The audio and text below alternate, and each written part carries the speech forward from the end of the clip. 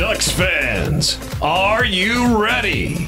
You are listening to the Ducks and Pucks podcast. This is the #1 home for Anaheim Ducks talk and analysis.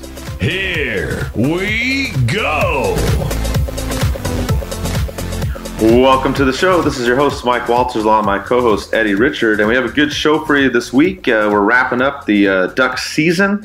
They did their exit interviews, as you know. We had the draft lottery that just occurred. The playoffs are underway and some league news as well. So we're going to get it started. We did our last show a couple of weeks ago, right before the final games of the season. So we'll talk a little bit about that. We also apologize for the sound there. Eddie's computer was a little bit on the whack. But anyways, with that, Eddie, what did you think about the Ducks' last couple games? You know, they won the last 4 out of 5. They ended up, being 8th basically in that draft lottery, entering that. What'd you think? Sam Steele had a hat trick. Raquel had a hat trick.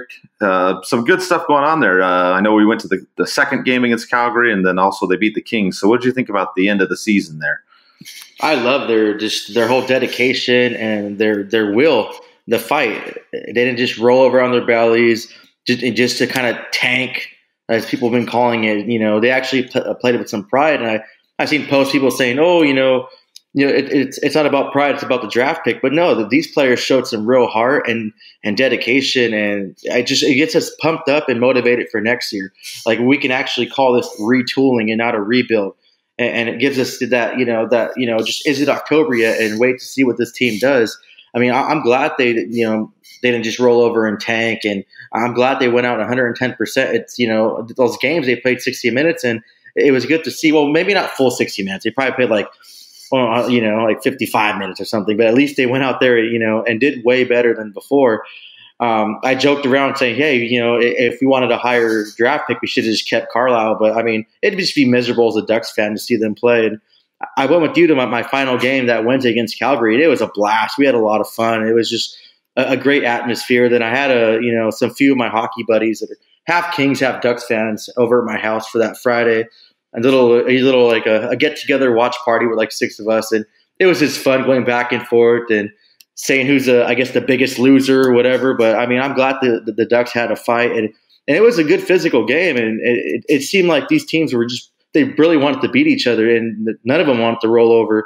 So I really like what I saw, and it gives me motivation, and I just can't wait till next season to see what this team brings. And I doubt we're going to be in this situation come this time next year. I'm pretty sure we'll be in the playoffs, especially with all the heart and stuff we see. So all we need to do is just find a good coach and get some players in with some speed and hopefully some checking too.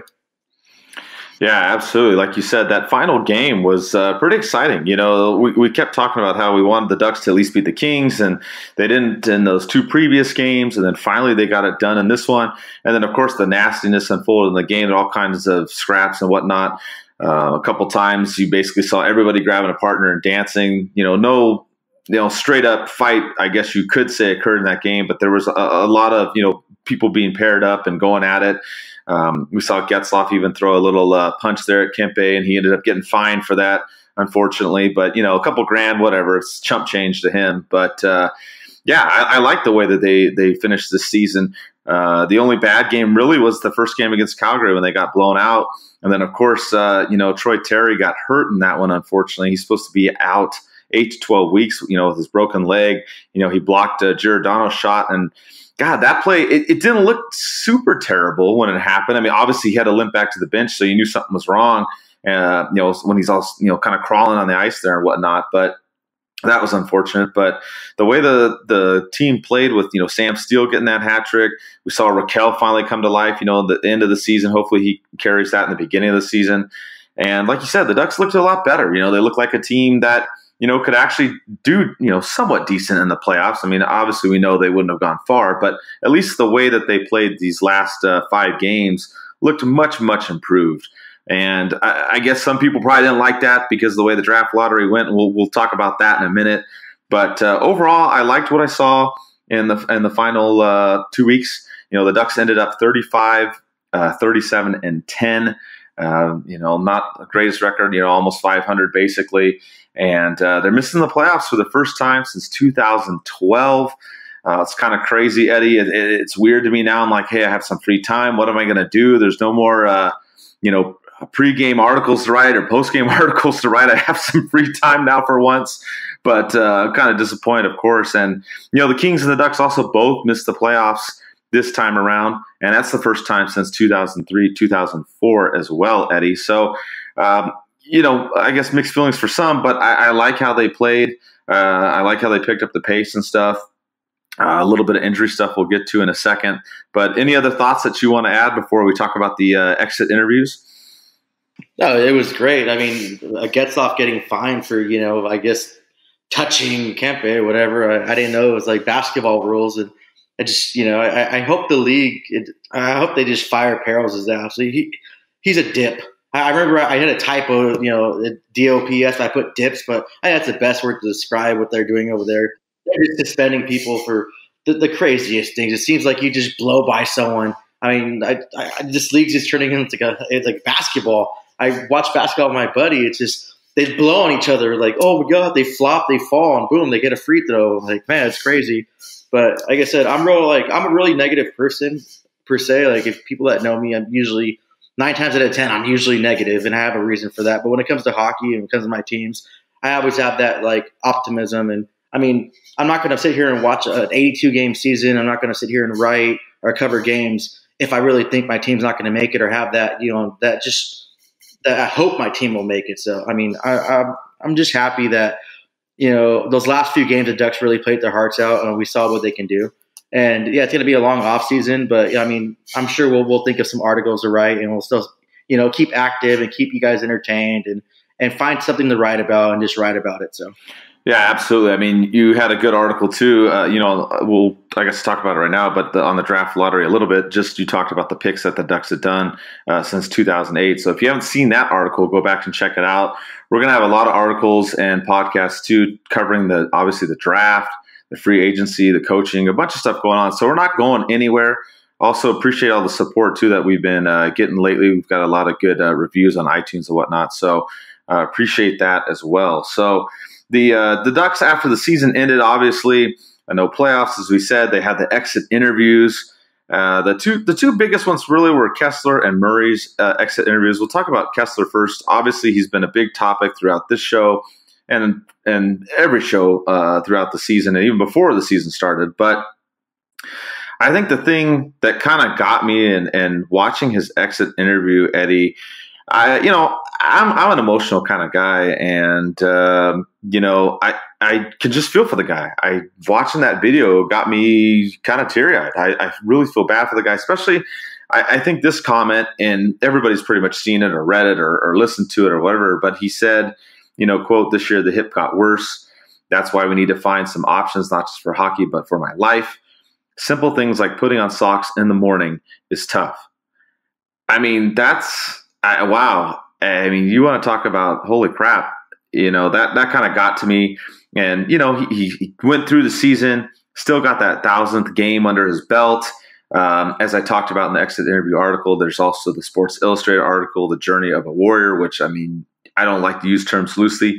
And that term, warrior, you can absolutely use for Kessler, all the stuff he's gone through. We've talked about him doing his gym, spending $60,000 on his vacation house to get that ready. The 7-8 hours of rehab and different workouts that he has to do and the things to get game ready. So, that was kind of painstaking, and he talked about, just all the stuff he had to go through. He didn't go into too much deep detail. The video is only 4 or 5 minutes or whatnot, but you can read that article on there. And it's the biggest question mark really for the Ducks this season is if he comes back. We talked about, his salary. They've still got to pay him for a couple more years. And, what is he going to do? I mean, this is a tough one. They talked about that they're still going to meet with doctors, still going to meet with Murray and go over everything. But this is tough, Eddie. I mean, we talked about it multiple times in the show, not going to, belabor it. But, I mean, like a lot of people are saying, retirement seems like it might be the way to go. I mean, like we said, he got that 1,000th game. He does still want to get to the Stanley Cup, but I mean, holy moly, that I don't know. I just got kind of emotional in that exit interview part, and I just hope whatever the decision is, I hope it's just the best for him and his family, Eddie. Oh, yeah, I agree. And Kessler's probably like one of my favorite, if not my favorite Ducks player currently on the roster. It's heartbreaking to see this, but his performance went down. And just him, that comment about how he can't even put on the socks, that's real heartbreaking. And I use that term too, warrior. I mean, these are our hockey players, Kessler included. They're all warriors. I mean, times when I was in basic training in the Army, there was days where I was like, what the hell did I sign up for? Like, this is bullshit. I should just quit and go home. But, I had pictures in my locker with, my family, my friends. I had like notes of encouragement, but I also had a lot of hockey pictures on there because those guys motivated me. Like, since I was a kid, I always just looked up to the hockey players, and an adult now I still look up to them. That you just have that respect and that mentality, that no quit, you fight to the very end. And just seeing them play the game the way they do and how they do it. These are true class act warriors. And I really, I'm 32 years old right now. I'll still look up to a 21-year-old just playing the game and just how he plays it with all heart. And their interviews, it's never I, which I'm not to try to criticize basketball, but I've been watching it more because I live with my buddy. So, but I see some of their interviews. It's like, I did this, I did that, I scored that. With hockey, it's, we did this, we did that, or, oh, how about that goal you scored? Oh, no, it's because he set me up and he helped me do this. It's always just that positivity. They're so humble, and, they're great athletes. And it's really heartbreaking to see. At Cindy_OP wrote a personal letter of encouragement to Kessler, and he actually responded. I'll read you a little snippet of it, but he said, thank you so much, at Cindy and the entire army of Anaheim Ducks fans for your encouragement and support. Ducks and Pucks and my personal page, Argonzo444, we both retweeted and shared it. So, it's worth the read and take a look, but he just acknowledges the fans too. I wish him the best, and I've said this numerous times, and I would love him to come back and just be Kessler. But, I mean, for him not able to put on his socks or anything, quality life should be his number one priority, especially with the family. Yeah, and if he does, based upon what everything's been said, is that he would have another surgery. We're talking about a full-on hip replacement surgery. That's something that most people don't come back from. Or if they do, they play a handful of games and then they retire. Not a lot of people are able to come back and play several seasons from that. So if that's, in fact, what he has to do, then I lean towards that as him maybe retiring, instead. But I mean, there's that money, of course. There's still 3 more seasons. The $6.8 million for those 3 years. Another option some people talk about is the LTIR. I don't know if the Ducks want to do that because now you're tying up a lot of money with Ryan Kessler.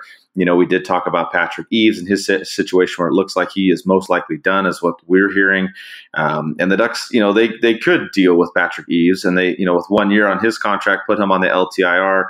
He's only owed $2 million next season. So that seems more plausible with Eaves if Eaves does not retire or they buy him out. But with Kessler, it's more complicated. You've got these 3 years.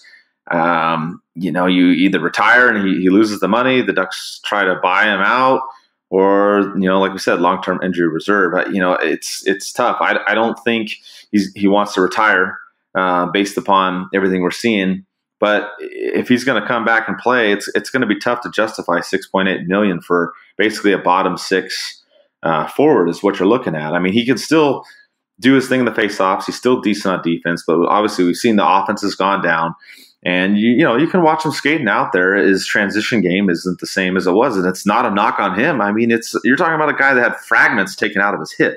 I mean, hello, that's tough to overcome. And now talking about a full-blown hip replacement, it's crazy. I really hope that, that he's able to figure it out for himself. And to me, I don't know. I don't know if he does come back now with this talk with the hip replacement surgery and everything. I know he's really big on trying to get, to the Stanley Cup final and win a cup. But at the same time, how Kessler is. He's not the type to lay down and give up. I mean, he's fought so hard to get to this point. I don't see it being out of the question that he is out there in the beginning of the season. So I think he has a chance if he doesn't do the full-blown hip surgery of coming back next season. And being out there, how effective he'll be, we'll have to see. Obviously, the Ducks aren't playing in the playoffs. That gives him more time to talk to the doctors. And he said he's constantly working out in that exit interview. He said, he's not relaxing. He's still doing his stuff.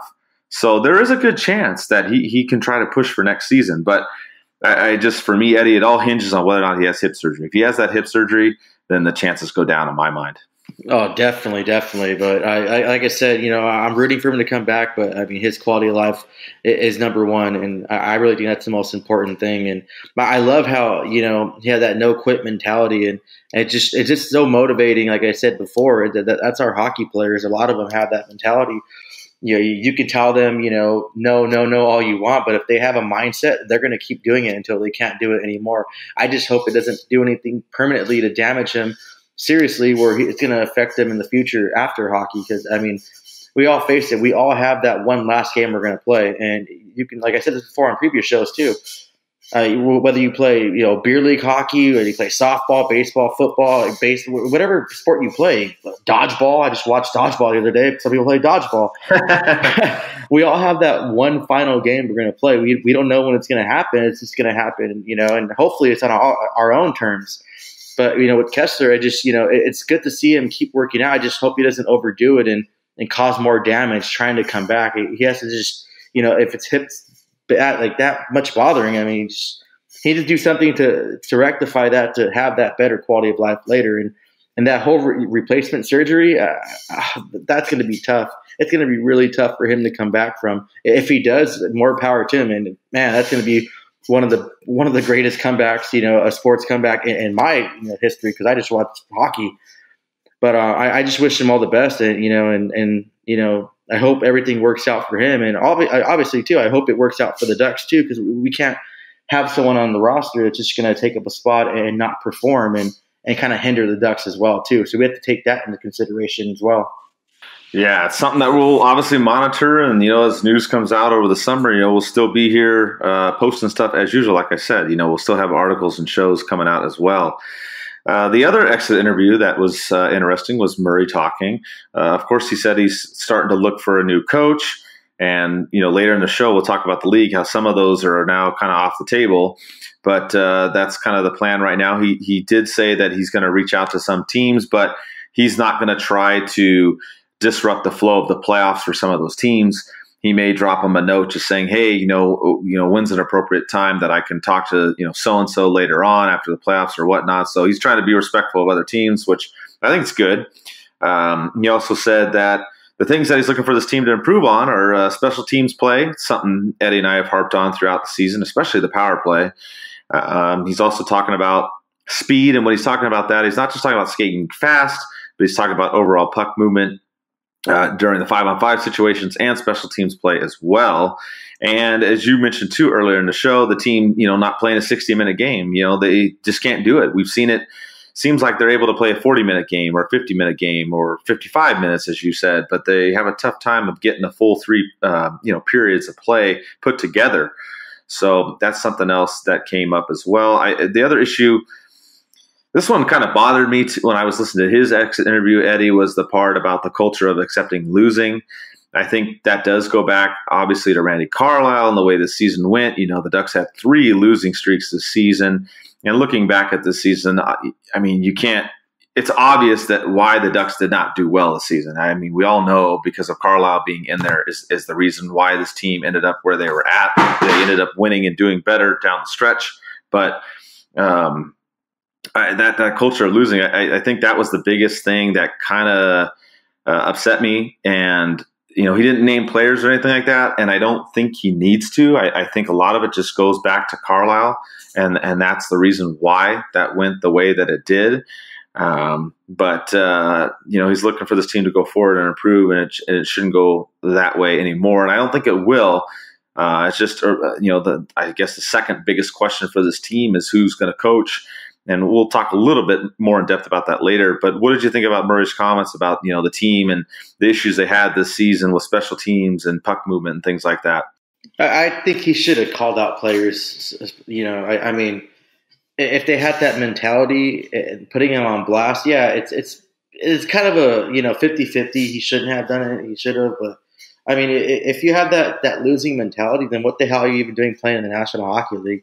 I mean, if anyone goes to a game, I mean, wanting to lose, it's just like I don't know. I'm a competitive person, and I've always been an athlete, and I've always semi excelled at every sport I've played or attempted to play. Like I played in middle school they had us playing badminton, tennis, and ultimate frisbee, and I always try to be the best I can, and it's that competitive mentality. I never went into a match wanting to lose or have that mentality. I mean, I think he should have called them out. I'm kind of iffy about Murray. I'm not sure, because he said things last season or last year's press thing, how he wants to get faster and build the team and it's going to be better. But I mean, he didn't really do much. It seemed like he seemed like he signed some guys and got a little slower. I mean, he made some good deals during the season, and I applaud him for that. But I mean, I just, like I said before, I can't see him going out and trying to gamble and roll the dice on one of those high end players that can probably help our team. Yeah, I know we have some money issues, but I mean, there's always ways around it. They have a lot of people working on the budget where they can, flop the numbers around and do something to make our team better. Yeah, that's pretty much how I'm going to leave it at that. And, we have a fan question about that, but we can talk about that later too as well, unless you want to go into that right now, Mike. Yeah, no, we can mention it now. We had Justin, asked us straight up, quote, do you still trust Murray? Why or why not? And I think you brought up some good points there, Eddie. I think the thing with this team this year is, one, he hung on to Carlisle way too long. We all know that. After the first losing streak, he should have been gone, but or it shouldn't have even been brought back at all, which some of you argue about that too. So either way, he should have been gone sooner. That's the bottom line. We all know that. So in that part, I was concerned. The fact that he held on to Carlisle for so long, that really bothered me. For whatever reason you want to say, if it's pride because he brought him back, if it's because the Ducks are trying to be cheap and not get another coach and hang on, I don't know. That whole part did bother me. When he had his little interview thing, the hot stove thing, and I did like his comments there. He's trying to get the team on the right track. He's saying all the right things. And I do like what he normally does when it comes to the draft and whatnot. And I do think we built this team of younger players that's going to come around and really, really take off next year. I mean, I'm really looking for Terry, Jones, Steele, Comtois to come back. I think they're going to do phenomenal next season with these younger players. And, of course, they're already all faster. I think the puck movement's going to be there. They're going to not have experience. So that may be an issue for the team next season, especially if Kessler doesn't come back, Eves is gone, different things like that. If they don't have as much of the senior players in there, which Murray did talk a little bit about being an issue too, between the senior players and the younger players in the locker room. So I still do trust him. And I think he can get this team going in the right direction, but it's not as high as it used to be. It's definitely gone down a few notches. I think the biggest thing really for me is the coach and what's going to happen. Who's he's going to pick up and lead this team, because that's what's going to really make or break, I think, the Ducks for the next, couple seasons. And he already messed up with Carlisle coming back. Is he going to mess up again? So that's my thing right there.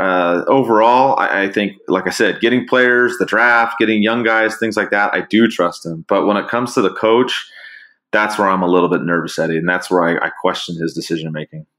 I absolutely agree with that too. I'm going to say I trust Murray in the expansion draft.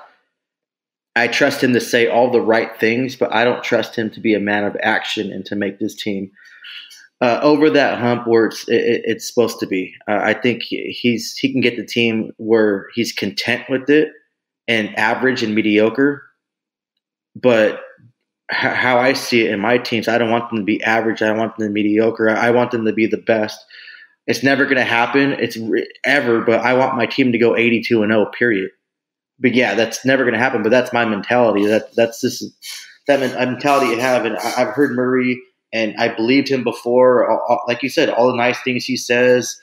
I remember being in middle school, voting for our ASB president, how he's going to extend recess time or whatever, and blah blah blah, bullshit. But I mean, when the dude got elected, we still had our little 15-minute damn recess and nothing changed. It's like, dude, what happened? Oh, man. I mean, that's what I can compare it to. Like I said, I'll trust him with the expansion draft because he did a good job. He got rid of a contract. And, I mean, we had to get rid of Theodore, but we have a surplus of defensemen. So I mean, we kind of made up for it.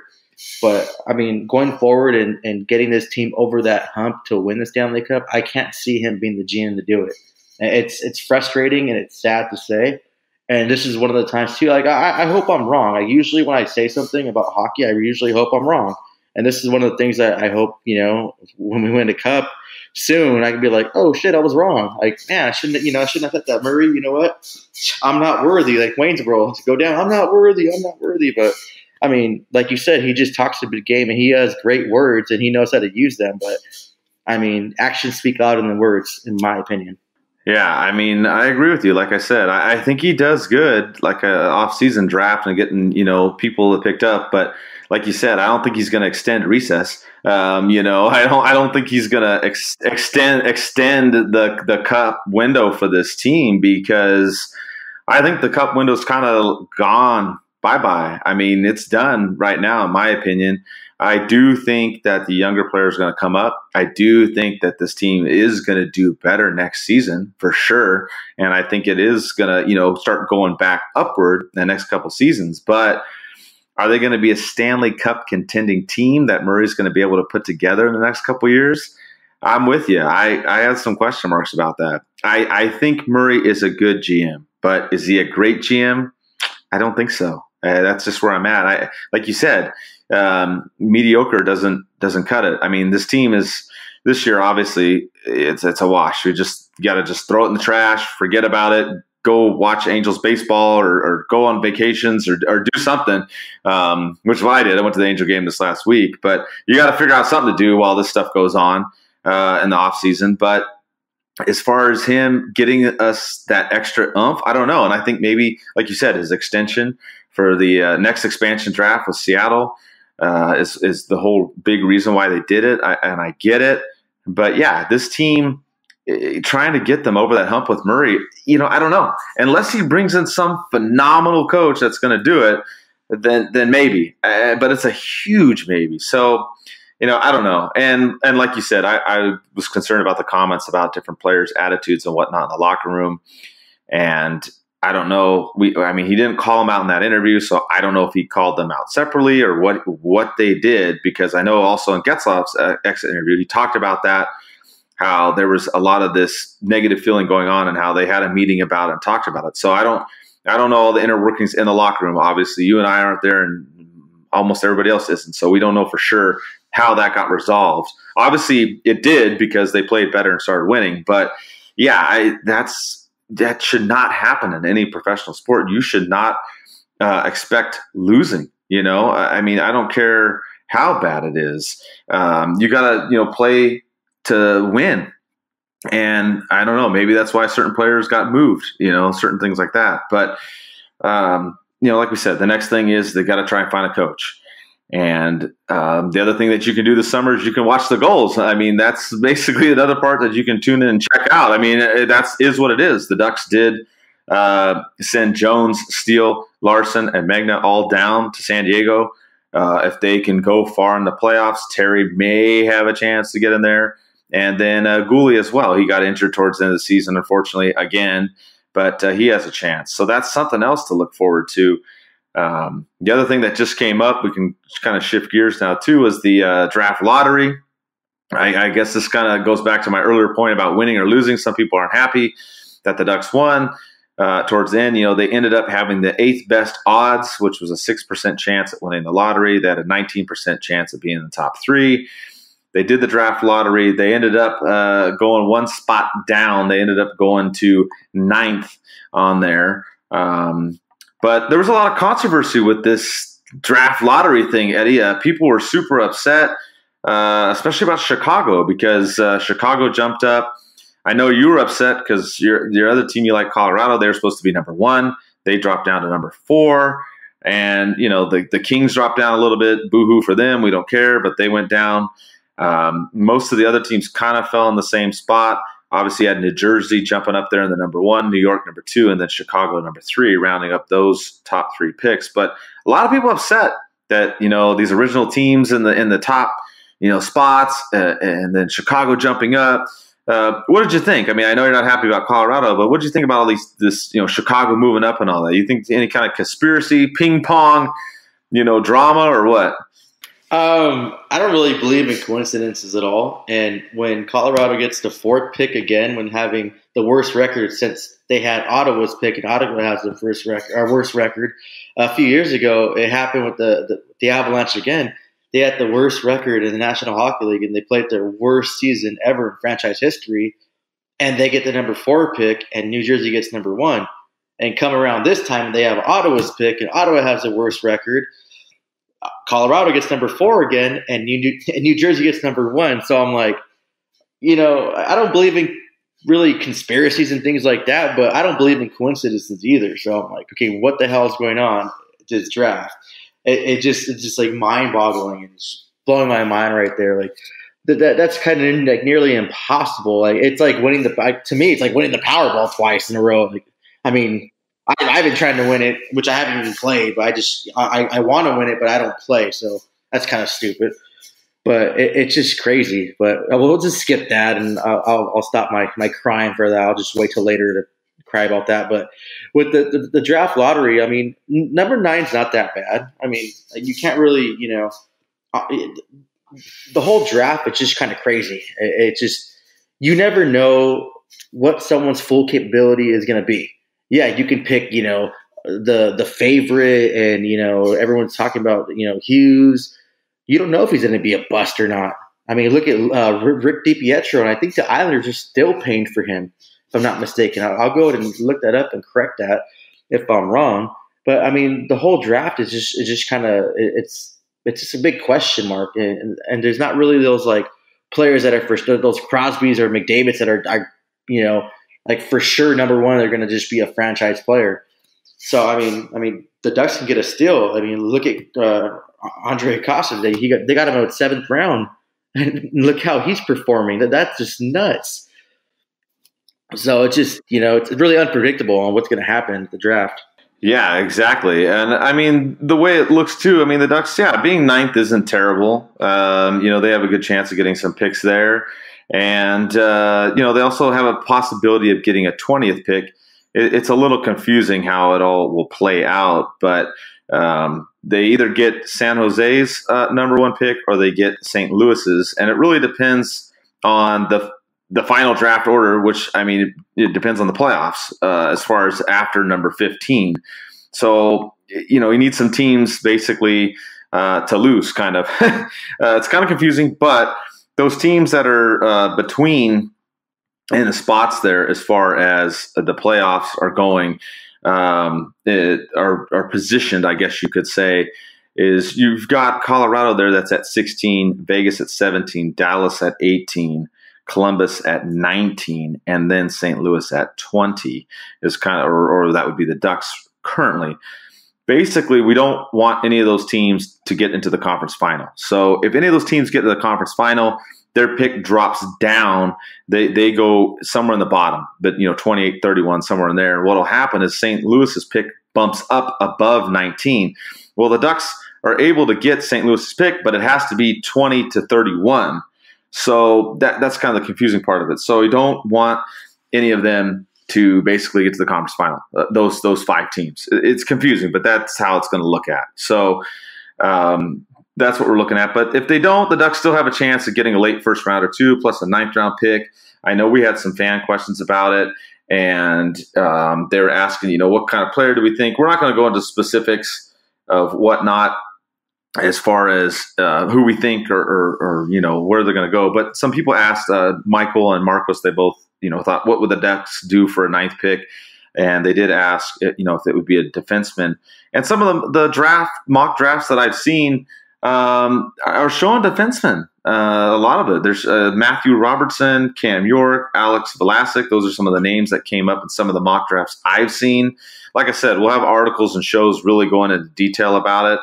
But a lot of what I've seen has been defensemen in some of the mock drafts. So there's a good chance at that. We know Murray likes to pick the best player available. But if they don't go with defensemen, I know, Eddie, you looked at some players that were forwards, and there were a couple that you just want to throw out right now that you thought that the Ducks might look at being the 9th pick. Yeah, just looking at a different draft. I think in my opinion, I think the Ducks probably want to get a little bit faster and get that two-way game that they talk about, having that two-way player. Matthew Boldy, I looked up. I mean, he has that size, a great vision, and he's a two-way player.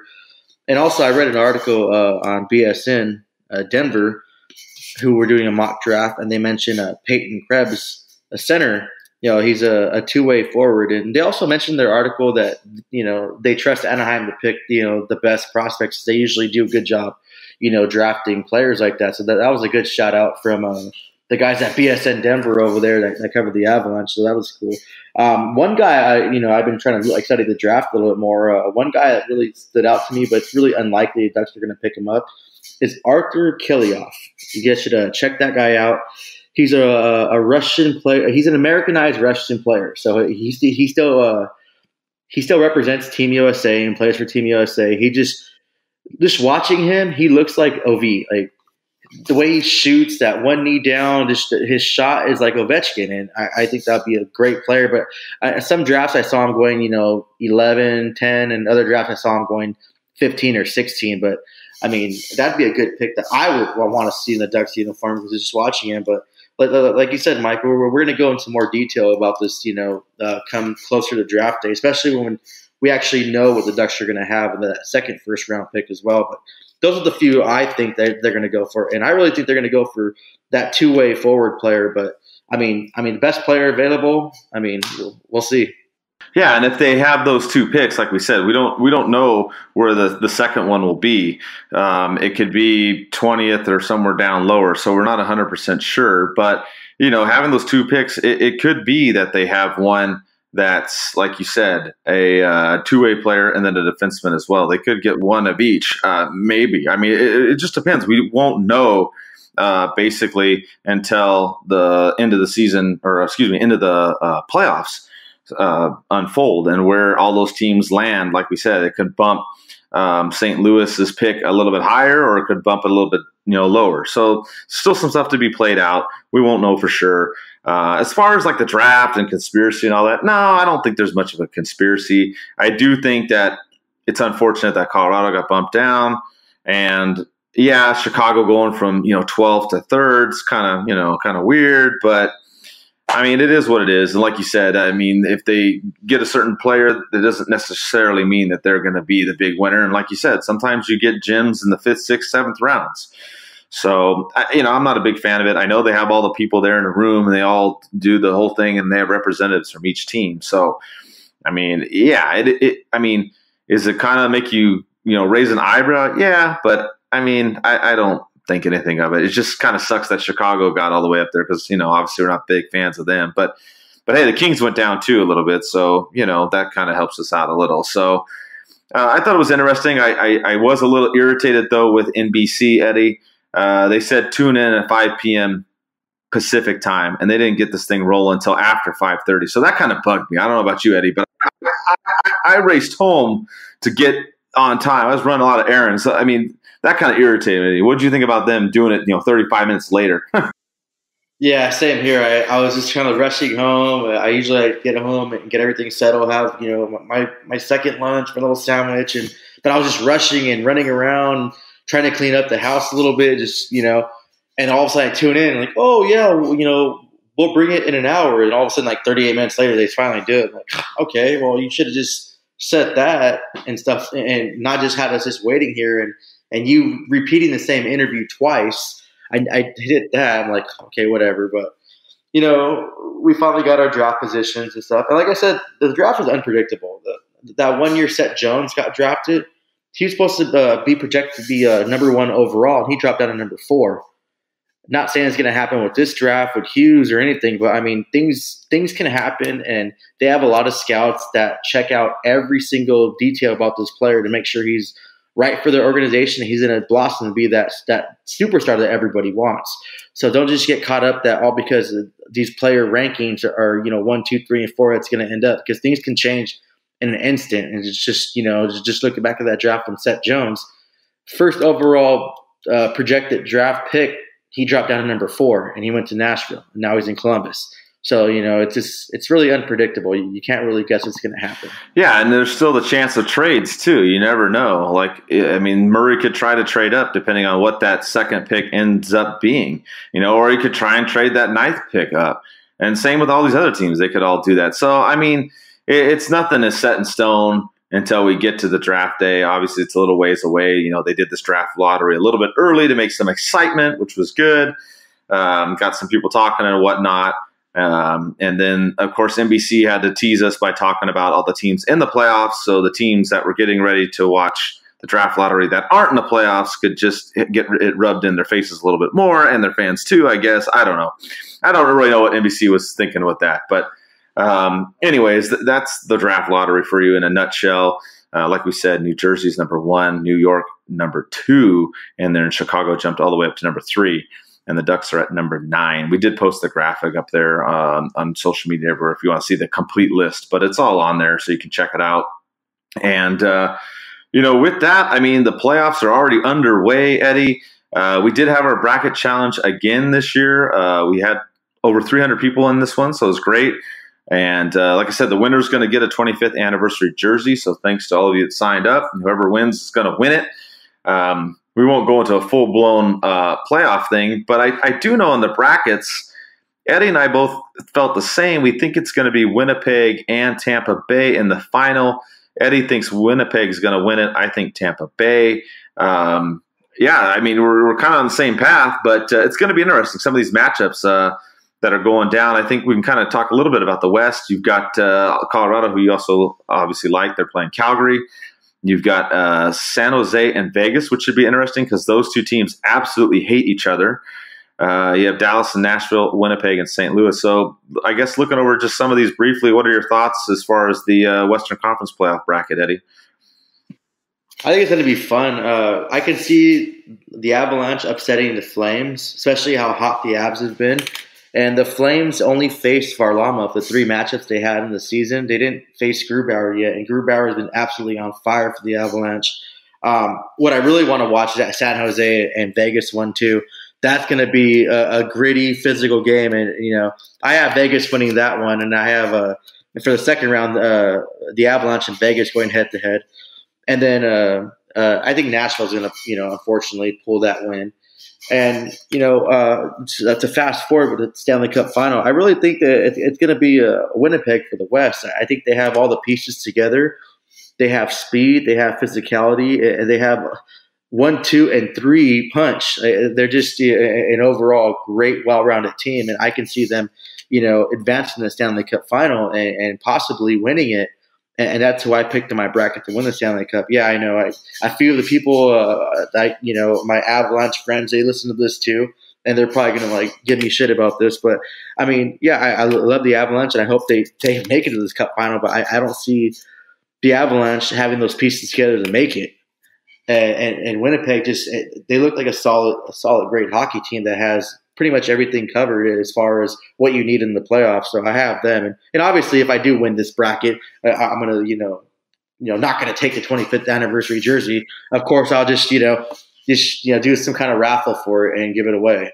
But, that's my pick. Yeah, we'll figure it out. If I win this thing, then, obviously I'm not going to give myself the jersey. we'll figure out something. Somebody else besides us two is going to get this jersey. But, yeah, I agree with you. I think in the West, the one I really, really want to watch is San Jose and Vegas. They're going at it the last couple games of the season. So that's who as far as excitement value, I guess those are the 4 matchups. But, yeah, I'm with you. I think Winnipeg's a complete team. And has a really good chance at making that run in the West. In the East, I still go with Tampa Bay, and I know Phil will probably be listening to this, so he'll be super happy because that's his team that he likes. But, they're just, come on, 60 wins in the season? Holy crap. And another complete team. So I really think they can go far. I think I don't think they have a trouble with Columbus. Obviously, they're blowing them out in game 1 as we're recording this, so I think they'll take Columbus, and then whoever wins Boston or Toronto, I don't think they're going to have much of a competition there. So it really depends on who comes out of the other bracket. I think it's going to be Washington again coming out of there, though. So I kind of think it might be Tampa Bay and Washington that fight it out in the conference final.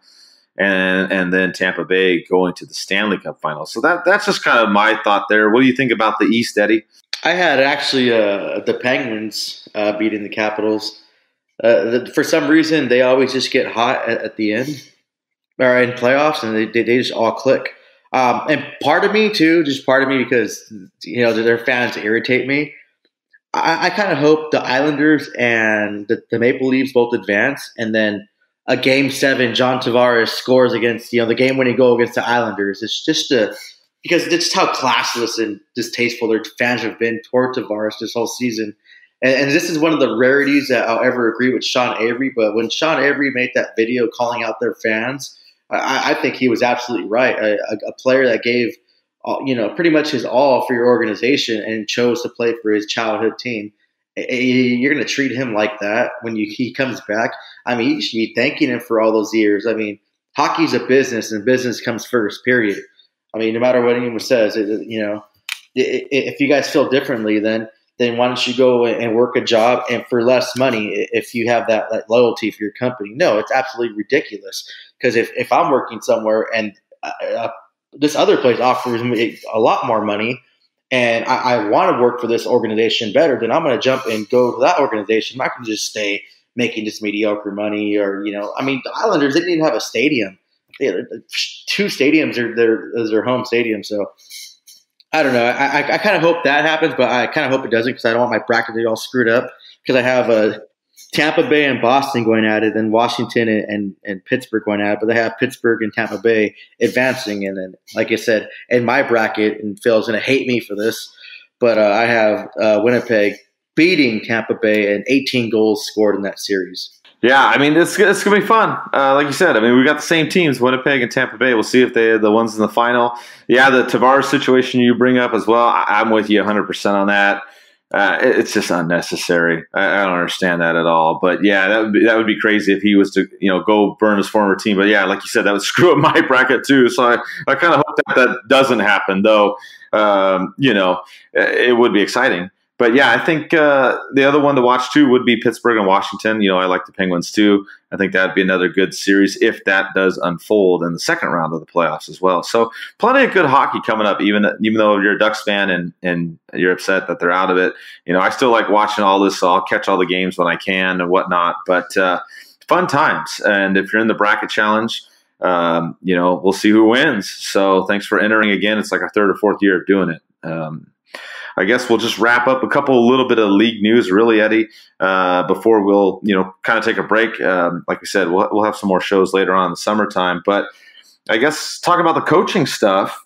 Coach Q, if you're a Ducks fan, you wanted him to come to Anaheim. That's not going to happen. He's ended up going to Florida. And it looks like McClellan might be off the board, too, here pretty soon as well as we're recording this. So that's a couple of the things going on there, Eddie. It'll be interesting to see who the Ducks are going to get, but it looks like those 2 guys will be off the board. Of course, Eakins is still battling it out with the Gulls right now. The Gulls are trying to clinch a playoff spot. They're playing right now at home as we record this, and hopefully they win and get in. But he's the one that I look forward to come up as the Ducks. But are there any other names out there, Eddie? I mean, like I said, these 2 guys are off the board. Anybody else besides Eakins? I know we talked about him a couple times on this show.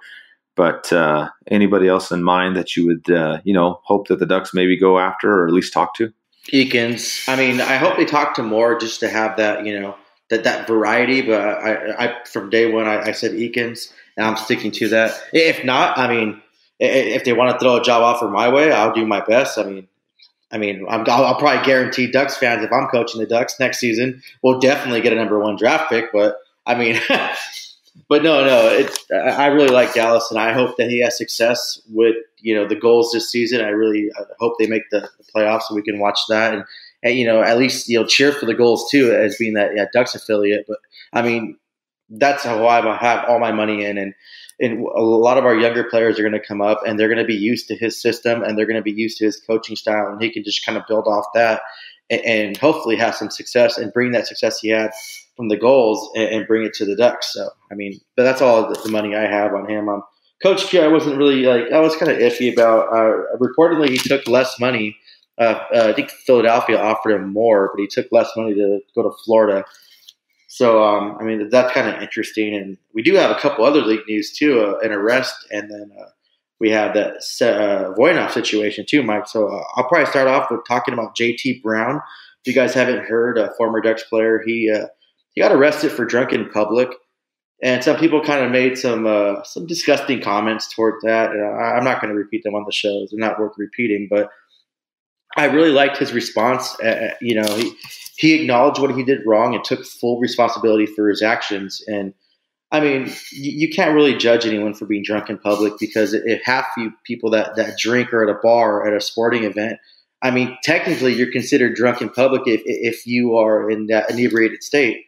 I mean, half the people that go to dive bars, if not everyone at a dive bar, you're still in public view. I mean, I've been drunk in public probably every other weekend at the dive bar, but I mean, it's just and duck games too. Oh, yeah, I mean, and I think you were telling me too. I guess there's some ordinance in different cities where you can be considered drunk in public at your own home too, as well. And I know some of the laws in California say, like, if you're in your own property but you're within public view, you can still be considered, arrestable for drunk in public. But so we shouldn't really be like, the people that are judging him and throwing it out there, it's just, man, if you guys can send me a DM and let me know how you spend your life being so perfect in life, that'd be cool, because I strive to be perfect too. But I mean, I think he handled it like a true professional, and he 100% took responsibility for his actions. And I'm pretty sure he's, kicking himself in the ass for that. He just made a mistake, and we can't really fault him, but I love the afterwards and how he handled it. It just really shows his character of a person. And, I hate that he plays for the Wild. I can't stand it because I hate that team. But I mean, I wish this is something that just blows past him, and he learns from his experience, and it just makes him a better man for it.